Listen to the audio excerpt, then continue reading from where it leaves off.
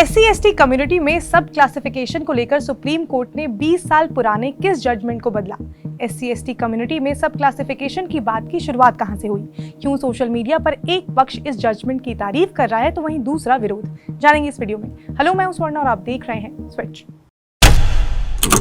आज़ादी के बाद जब संविधान लिखा गया तो ऐसा देखा गया कि देश में कई ऐसी कम्युनिटीज हैं जिन्हें काफी ज्यादा सप्रेस किया गया था, तो उन्हें समाज में बराबरी की हिस्सेदारी मिले, इसलिए रिजर्वेशन का कॉन्सेप्ट आया, जिसमें कि scheduled caste and scheduled tribes को रिजर्वेशन दिए गए। तब इन्हें होमोजीनियस ग्रुप माना गया था, मतलब कि जिसका मतलब ये हुआ कि SC/ST कम्युनिटी के अंदर जितने भी ग्रुप, जितने भी लोग आएंगे उन्हें इक्वली ट्रीट किया जाएगा। जैसे कि मान लीजिए उत्तर प्रदेश में कई ऐसी कम्युनिटीज हैं जो SC/ST के अंदर आती हैं, वहीं बिहार या तमिलनाडु में दूसरी ऐसी कम्युनिटीज हैं जो SC/ST कम्युनिटीज के अंदर आती हैं, लेकिन उन सभी कम्युनिटी को जो रिजर्वेशन मिलेगा वो बराबरी का मिलेगा। लेकिन बाद में ऐसी बातें सामने आने लगी कि इन समुदाय के अंदर भी बहुत सारे ऐसे ग्रुप्स या कम्युनिटीज हैं जो एक्सट्रीमली बैकवर्ड क्लास हैं। फिर ऐसी बात आई कि उन समुदाय पर विशेष ध्यान दिया जाना चाहिए। इसको लेकर कई राज्यों ने पहल भी की, जिसमें पंजाब और बिहार जैसे राज्य शामिल थे। लेकिन बाद में मामला सुप्रीम कोर्ट गया। लेकिन फिर 1 अगस्त को सुप्रीम कोर्ट ने बड़ा जजमेंट सुनाया है इसको लेकर, जिसमें माननीय न्यायालय ने अपना 20 साल पुराना फैसला बदला। सुप्रीम कोर्ट की 7 जजों की बेंच ने यह फैसला सुनाया कि स्टेट्स को अगर लगता है कि विद इन SC/ST कम्युनिटीज कोई ग्रुप काफी ज्यादा पिछड़ा हुआ है और उसे आगे बढ़ाने के लिए उन्हें प्रेफरेंस मिलनी चाहिए, तो राज्य ऐसा कर सकते हैं। मतलब अब SC/ST कम्युनिटी में सब क्लासिफिकेशन हो सकता है। अगर आसान भाषा में इसे समझे तो SC/ST कम्युनिटी को जो 15% रिजर्वेशन मिलता है, पहले इसमें सभी ग्रुप्स को इक्वली ट्रीट किया जाता था। अब जो भी एक्सट्रीमली बैकवर्ड क्लास होगा उन्हें इस रिजर्वेशन में भी प्रेफरेंस मिलेगी। इस मामले में 6:1 की जजमेंट आई है, जिसमें कि 6 जजों ने इसका समर्थन किया है, वहीं 1 जज ने इसका विरोध भी किया। चीफ जस्टिस ऑफ इंडिया इस बेंच को लीड कर रहे थे। तो ये तो बात हो गई सुप्रीम कोर्ट के फैसले की, लेकिन आज हम ये भी जानेंगे कि SC/ST कम्युनिटीज में सब क्लासिफिकेशन की बात की शुरुआत कहां से हुई। 20 साल पहले सुप्रीम कोर्ट का वो कौन सा फैसला था जिसे अब बदल दिया गया?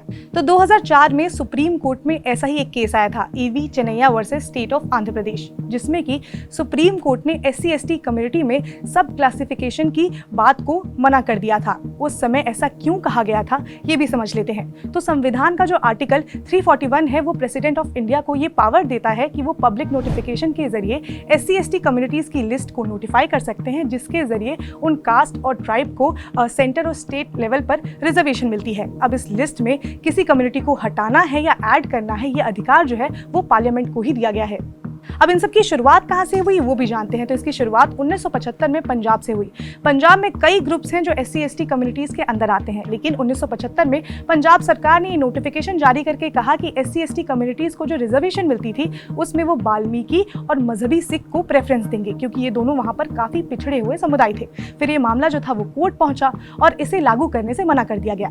फिर पंजाब सरकार ने असेंबली में Punjab scheduled caste and backward classes reservation in services act 2006 लेकर आई, जिसमें उन कम्युनिटीज को प्रेफरेंस दिए जाने की बात कही गई। फिर इसे चैलेंज किया गया, जिसके बाद हाई कोर्ट ने फिर इस एक्ट को भी लागू करने से मना कर दिया, जिसके बाद ये मामला जो था वो सुप्रीम कोर्ट गया। फिर अगस्त 2014 में 3 जजों की बेंच ने ये मामला जो था वो 5 जजों की कॉन्स्टिट्यूशनल बेंच को दे दिया।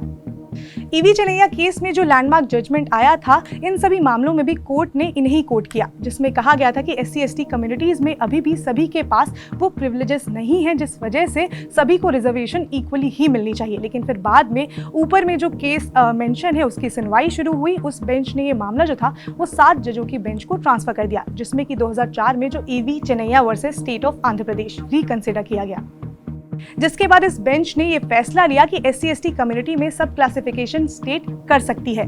लेकिन अब आप सोच रहे होंगे कि शुरुआत में तो मैंने आर्टिकल 341 की बात कही थी, तो ये जजमेंट तो उससे अलग है। तो इंडियन एक्सप्रेस की रिपोर्ट की माने तो उसमें बताया गया कि इस जजमेंट में कोर्ट ने आर्टिकल 15 के क्लॉज 4 और आर्टिकल 16 के क्लॉज 4 का रेफरेंस दिया, जिसमें ये मेंशन है कि स्टेट अगर SC/ST कम्युनिटीज के एडवांसमेंट के लिए कोई स्पेशल प्रोविजन लाना चाहती है तो उन्हें ये अधिकार मिला हुआ है। लेकिन जब से ये जजमेंट आया है, सोशल मीडिया 2 हिस्सों में बंट गया है। एक तरफ वो लोग हैं जो इस जजमेंट की तारीफ कर रहे हैं, तो वहीं कुछ लोग ये दलील दे रहे हैं कि SC/ST कम्युनिटीज में सभी लोग अभी पिछड़े हुए हैं, तो उनमें इस तरह का सब क्लासिफिकेशन नहीं होना चाहिए। फिलहाल अब देखना ये होगा कि इसमें आगे क्या होता है। जो भी होगा हम आपको अपडेट देते रहेंगे। आप जुड़े रहिए स्विच के साथ। इसके साथ ही अगर आपको वीडियो इन्फॉर्मेटिव लगी हो तो आप स्विच को सब्सक्राइब करें।